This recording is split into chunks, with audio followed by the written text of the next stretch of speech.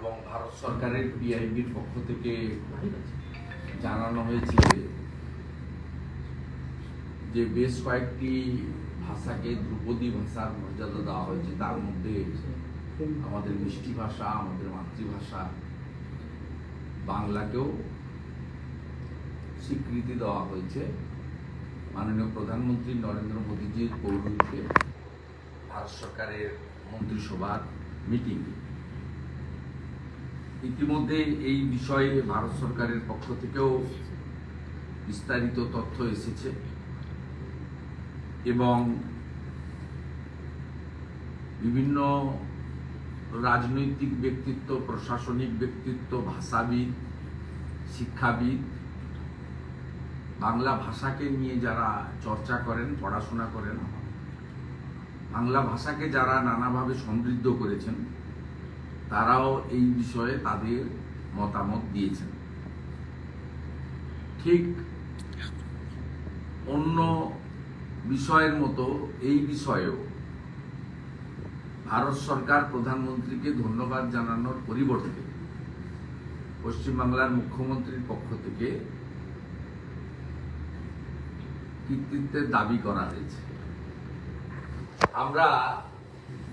আমি রাজ্যের বিরোধী দলনেতা হিসেবে পশ্চিমবঙ্গ সরকার বা সংশ্লিষ্ট রাজ্য সরকারের দপ্তরকে উপেক্ষা বা বিরোধিতা করছি না, কারণ এটা তৃণমূলের কাজ। স্বাভাবিকভাবে রাজ্য থেকে প্রয়োজনীয় তথ্য ভারত সরকারকে দিতে তারা বাধ্য। এর বাইরে গিয়েও ভারত সরকার এই বিষয়ে অনেকগুলি বিশেষজ্ঞ কমিটি এবং তথ্য সংগ্রহ করে ক্যাবিনেট চূড়ান্ত সিদ্ধান্ত নিয়েছেন।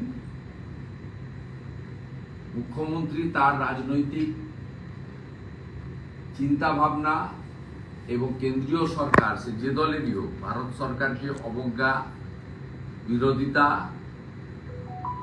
নিন্দা, তার যে চিরাচরিত বিষয় রয়েছে সেটা তিনি করবেন। তার বাইরে তার বেরিয়ে আসার কোনো জায়গা নেই। কিন্তু আমরা সবাই বাঙালিরা ভারতবর্ষের প্রধানমন্ত্রী এবং তার ক্যাবিনেট ভারত সরকারকে এই বিষয়ে কৃতজ্ঞতা জ্ঞাপন করছি। এর ফলে কেন্দ্রীয় মানব সম্পদ উন্নয়ন মন্ত্রকের দ্বারা দুটি আন্তর্জাতিক পুরস্কার দেওয়া হবে এই ভাষার বিজ্ঞদের। এই ভাষাগুলির সম্পর্কে পড়ার জন্য সেন্টার ফর এক্সিলেন্স স্থাপনা করা হবে।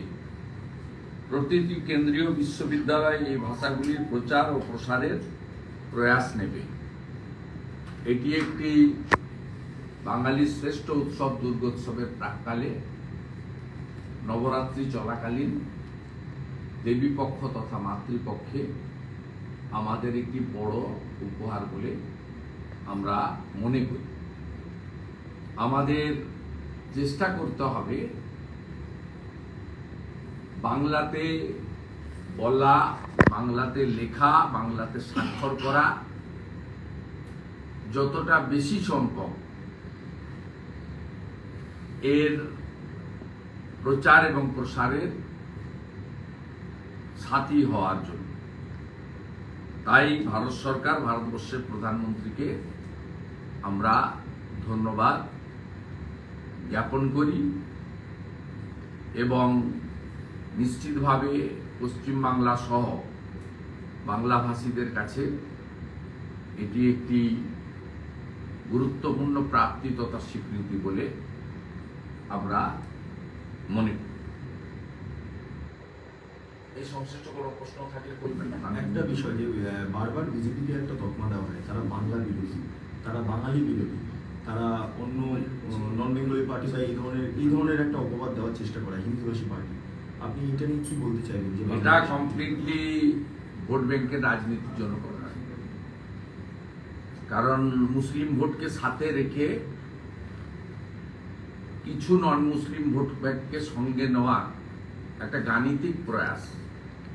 এটা পশ্চিমবাংলার তৃণমূল কংগ্রেস মমতা ব্যানার্জির যে পার্টি গণিতের একটা হিসাব রয়েছে, 45% ভোট দরকার সরকারে আসার জন্য। সেই কারণে তিনি খুব সূক্ষ্মভাবে এই কাজটা করেন এবং তিনি দুটো তার উইংস রেখেছেন।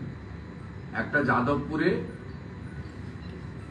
মাওবাদীদের উইংস, যারা সারা বছর বিপ্লবের কথা বলেন আর ভোটের সময় no vote to Modi, no vote to BJP করেন। আর আরেকটা বাংলা পক্ষ, যারা হিন্দি ভাষীদের বিশেষভাবে লাঞ্ছিত, অপমানিত এই করার কাজটা করেন এবং তারা তৃণমূল কংগ্রেসের হয়ে ভোটটা করেন। সম্প্রতি শিলিগুড়িতেও এসএসবি পরীক্ষা দিতে আসা ডোমেসাইল সার্টিফিকেট জাল হলে তার ব্যবস্থা নেওয়ার জন্য পুলিশ আছে। বাংলা পক্ষের মমতা ব্যানার্জির শাখা সংগঠনের এটা দায়িত্ব নয়। যেভাবে দুজন ছাত্রকে, শিক্ষার্থীকে কান ধরে উদ্বোস করানো হয়েছে, যে ভাষায় তাদের ভাষা প্রয়োগ করা হয়েছে, এটা পশ্চিমবাংলার ক্ষেত্রে খুব লজ্জার বিষয়। কারণ এই রাজ্যে 2 কোটির বেশি মানুষ, তারা বহু ভাষাভাষী, তারা বাংলা বাঙালিকে নিজেদের মতো করে মনে করে নিয়েছে। অতএব ভারত সরকার বা বিজেপি কখনোই বাঙালি বা বাংলা বিরোধী নয়। এবং ভারতীয় জনতা পার্টির যিনি প্রতিষ্ঠাতা, যার আদর্শে এই দল ভারতীয় জনসংঘ থেকে ভারতীয় জনতা পার্টিতে পরিণত হয়েছেন, তিনি একজন কৃতি বাঙালি, যিনি স্বাধীনতার পরে প্রথম মন্ত্রিসভার শিল্পমন্ত্রী, পরবর্তীকালে শিক্ষামন্ত্রী হয়েছিলেন, ডক্টর শ্যামাপ্রসাদ মুখার্জি, যার লড়াইতে 1947 সালের 20 জুন পশ্চিমবঙ্গ ভারত ভুক্তিতে স্থান পায়। নইলে আমাদের আজকের বাংলাদেশ আগের পূর্ব পাকিস্তানে থাকতে হতো।